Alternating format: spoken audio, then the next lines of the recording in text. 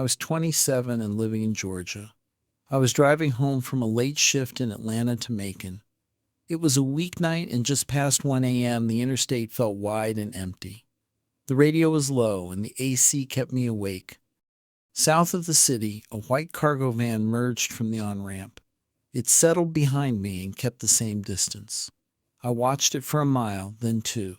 It didn't pass even with the left lane open. I eased down 5 miles an hour. The van eased down too. A single horn chirp came from behind. Not impatient, just a poke. The van slid into the left lane and matched my speed door to door. I glanced over and saw a dark windshield and no lettering on the sides. No ladder rack, no company logo. I set both hands on the wheel again. The van drifted in front of me and pinched my space. Its brakes touched and released.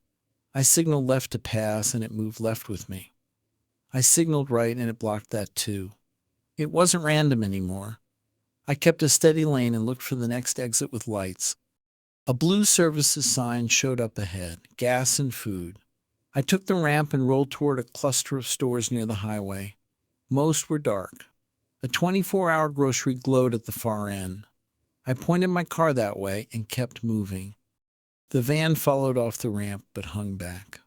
I took a right at an empty intersection and heard tires hiss on the paint. The van swung wide behind me and cut across two lanes. It pulled beside me again and then angled to the front.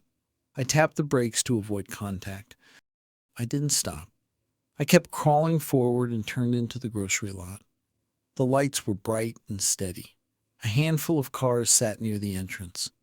I parked nose out by the doors, kept the engine running, and locked the doors. I left my seatbelt on. The van idled 2 rows back facing me. The passenger door opened. A man in a dark hoodie stepped out and walked straight toward my side. He didn't wave. He didn't say anything. He just closed the distance with his hands down. He tried my door handle once. The handle clacked and stopped. He leaned in toward the glass and cupped his hands like he wanted to see inside. I held still and stared ahead. My phone sat in the cup holder. I let it sit. He stepped back and tapped the window with one knuckle. One flat tap. I reached over and flicked my high beams. White light flooded the glass and his face. He flinched and turned his head to the side. He looked at the store doors and then back at me. I dropped the car into drive and edged forward to the curb. I stopped with my bumper over the line and the wheels turned left. The man stayed where he was. He didn't try the handle again. He looked past me at the van. The driver revved once and crept closer. A security cart turned the corner near the cart corral. Its amber beacon spun slow. The guard drove toward the entrance without looking at us. The man by my door saw the cart and backed up. He walked away without looking at me and climbed into the van. The van didn't leave. It rolled toward the exit and paused with its brake lights on. It sat there 10 long seconds, then pulled out onto the street and disappeared behind a dark strip mall. I stayed where I was. I watched the lot for a full minute. I went inside the store because I didn't want to sit alone. The lights were harsh and the air felt dry. A cashier looked up but didn't say anything. I stood by the self-checkout and pretended to read a receipt. My hand shook a little.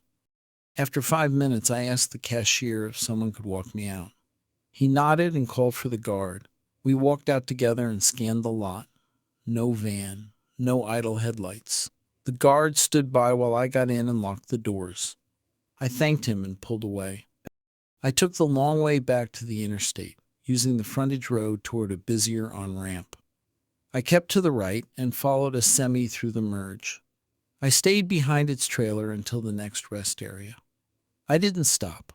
I just let the speed hold steady and watched my mirrors. I got home after 2.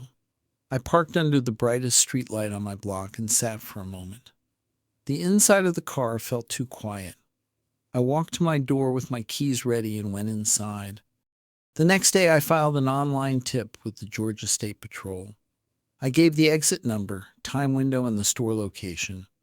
I didn't have a plate or a face worth describing. I never heard back. Now I avoid empty exits after midnight. I plan fuel stops and pick lots with cameras and people. If a driver won't pass, I head for light and witnesses. They wanted me to stop where no one was driving south on I-5 from Everett to Seattle after a late shift. It was a Tuesday, and close to 1:30 a.m. the lane lines looked sharp in the wet.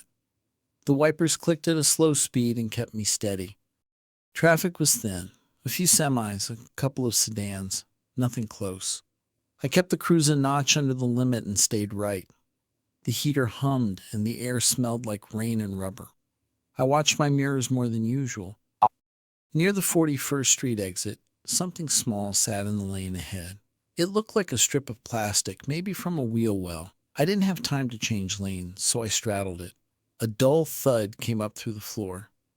The car felt normal after that, but the sound stuck in my head. I checked the gauges. No warnings. No pull on the wheel. Still, I wanted to look at the bumper somewhere bright. The next exit with lights was coming up. A gas station sat by the off-ramp, usually open, sometimes not.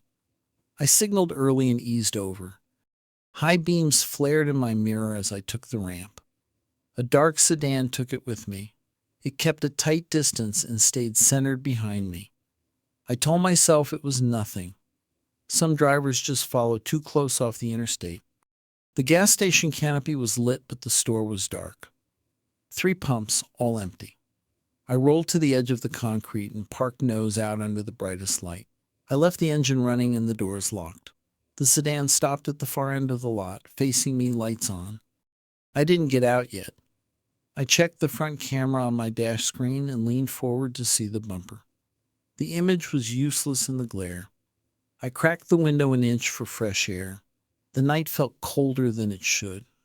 The sedan inched forward 2 spaces. It idled there and then shut its lights off. No one stepped out. The lot went quiet except for my engine and the soft tick of the wipers. I watched the driver's side door in the mirror. A man finally stepped out. Dark jacket, hood up, hands down. He didn't look at the pumps. He didn't look at the store. He walked straight toward my car along the front row of spaces. His steps were slow and even. I slid the window back up and set my thumb on the lock again, even though it was already locked. He stopped at my front fender and bent like he was inspecting something. Then he moved to my door. The handle rattled once. A clean, firm pull. He leaned down to the glass and tried to see inside through the tint. I stared forward and kept my hands on the wheel. "I'm calling 911, I said. He didn't answer. He tapped the glass with one knuckle just once.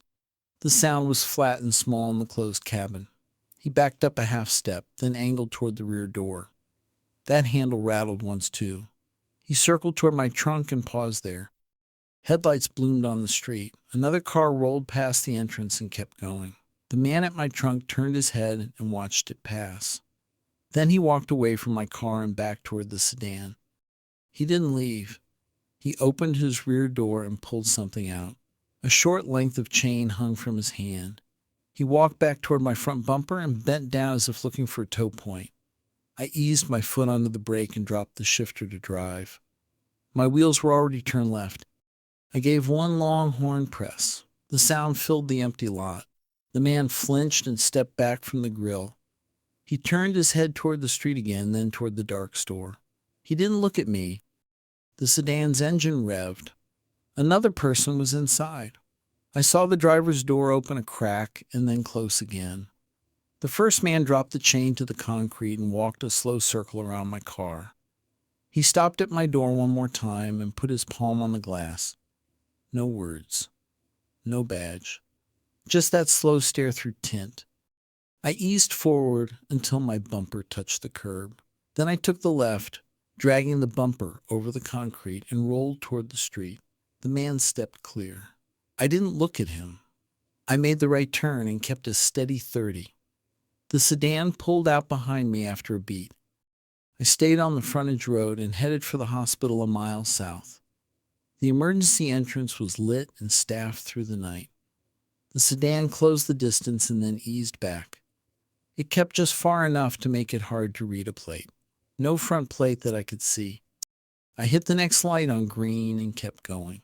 The hospital sign showed ahead with a blue H. I took the turn into the campus and followed the arrows to the ER. The drive curved under a bright canopy with cameras and a glass vestibule.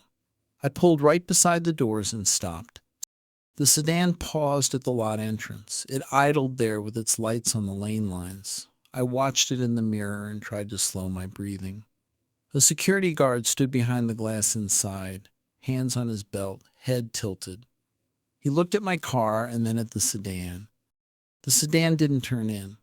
It sat there 10 seconds, then rolled past the entrance and continued down the street. I kept my hands on the wheel for a full minute.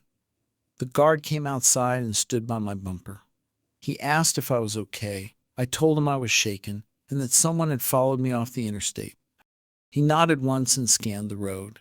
He told me to leave the car where it was and check the bumper under the canopy. I popped the hood latch and stepped out. The air was cold and smelled like wet concrete. The front bumper had a fresh scrape along the lower edge. No real damage underneath. No plastic stuck there. We stood there quietly for a moment. The guard looked at the empty lane and then at my car. He asked if I wanted him to call police. I said I could handle it. I didn't want to wait in that lot at this hour. I asked if I could sit for 5 minutes under the lights. He said yes. I sat in the driver's seat and locked the doors.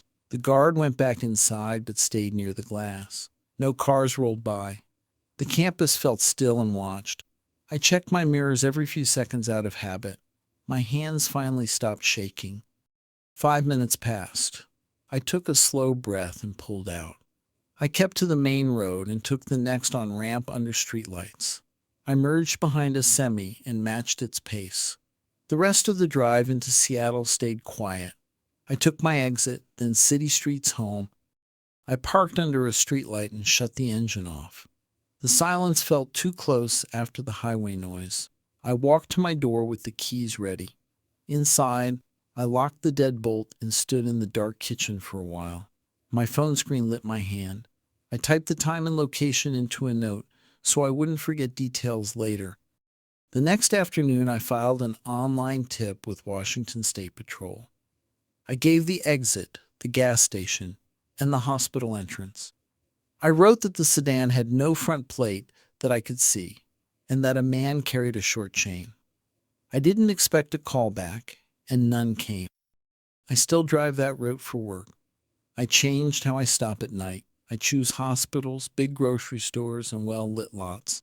I don't pull onto a dark shoulder unless the car is done moving. I keep the engine running until I'm inside or with people. They didn't care about my bumper. They wanted me on the shoulder.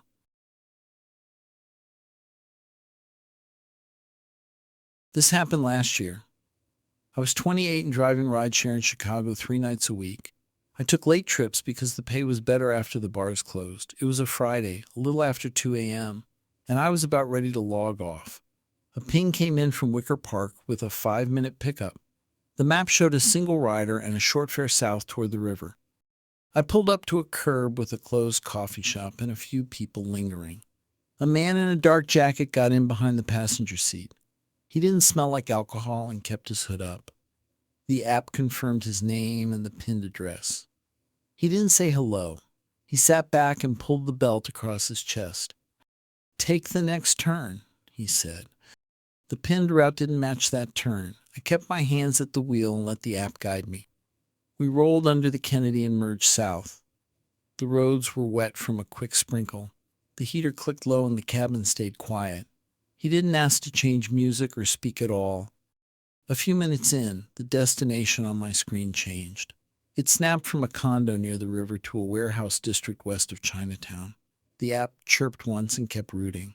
I checked the time and the street names. The road ahead looked empty on the map. I took the next exit and followed the line because I didn't want to argue at speed. The streets down there were wide and quiet. Sodium lights made clean circles on the pavement. Most buildings had roll-up doors and no windows. Loading docks sat dark and still. I kept moving at the limit and watched the mirrors. We hit a long red light by a fence lot. No cross traffic came through. On the right, a narrow side street ran along a row of dumpsters. I felt the seat behind me shift. The rear door handle clicked once. A clean, firm pull that didn't release the latch. I had child lock set by habit. I thumbed the window lock and scanned the mirrors again. A second figure stood by the dumpsters, half in shadow. He faced the car and didn't move. I lifted my eyes to the light and looked at the crosswalk timer. It stayed frozen on red. The man behind me leaned forward just enough to reach the gap between the seats. I watched his hand hover toward the shifter and then pull back. He didn't touch anything. He settled back with slow movement. I heard the faint rub of his jacket on the seat belt. I checked left and right. The lane stayed empty. I took a breath and rolled forward through the red because there was no one to hit. I tapped the horn once and kept the wheel straight. The figure by the dumpster stepped out of pace and then stopped. He didn't run. He didn't shout. We picked up speed and I stayed on the main road toward the river. The rider didn't tell me to turn again. He didn't say anything. He shifted once more and tried the handle again. The click sounded the same and then died. He sat back and pulled his hood lower. I aimed for somewhere staffed and bright. The nearest was the 18th District station a few blocks north. I didn't call 911. I didn't want to say words out loud in that car. I just drove. As the station came into view, I put on my blinker early. The lot had tall lights and a glass lobby. A marked SUV sat by the entrance with its light bar dark. I pulled up to the curb where cameras looked down and stopped with my hazards on. The rider didn't wait for me to say anything. He unbuckled, opened the door from the inside, and stepped out. He didn't close the door hard. He walked away fast toward the corner. He didn't look back. The car by the dumpsters never appeared again. Only a box truck rolled past the far end of the block. I sat there and watched the glass doors. A desk officer stood up but didn't come out. I shut the hazard lights off and closed the rider's door. The app still showed the warehouse address. I hit end trip and selected safety concern for the reason. I left a short note with time and streets. I drove to a busy gas station on North Avenue and parked under the canopy. I took slow breaths and stared at the receipts taped to the pump by habit. After 10 minutes, I finished my shift and went home on the main roads. I used my garage and waited for the gate to close before I moved. The next day, I filed an in-app incident and asked to block pickups in that zone after midnight. The platform sent a generic reply and a case number.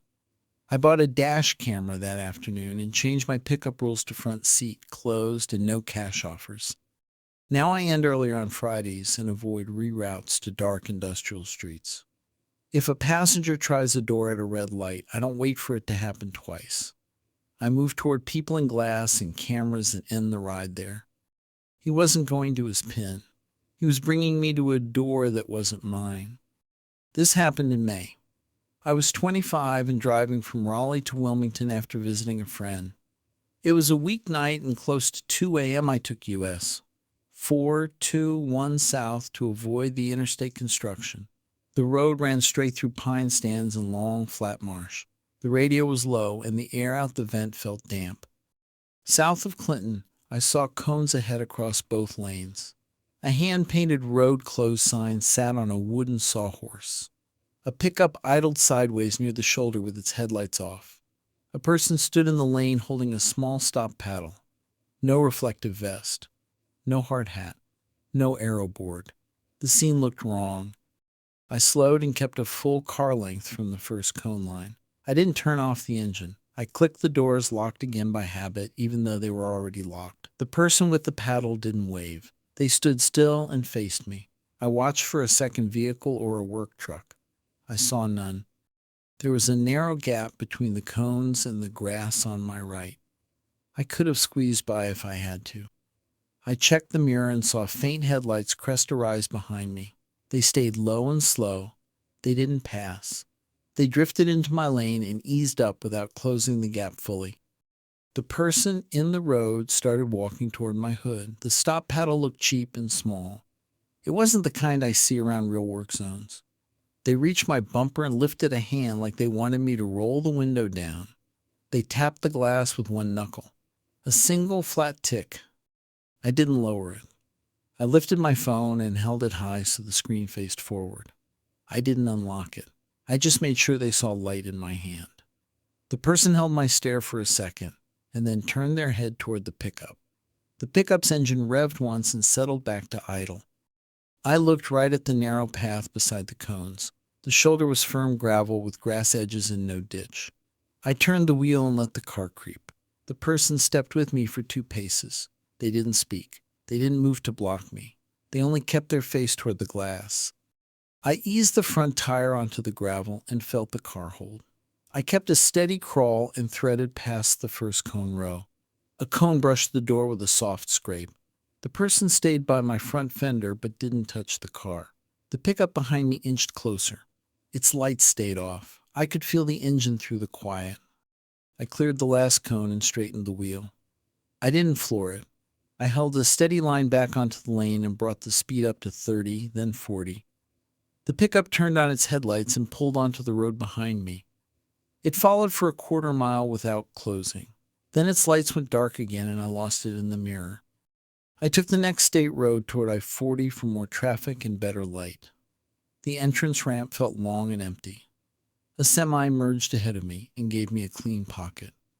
I stayed behind it and let the speed return to normal.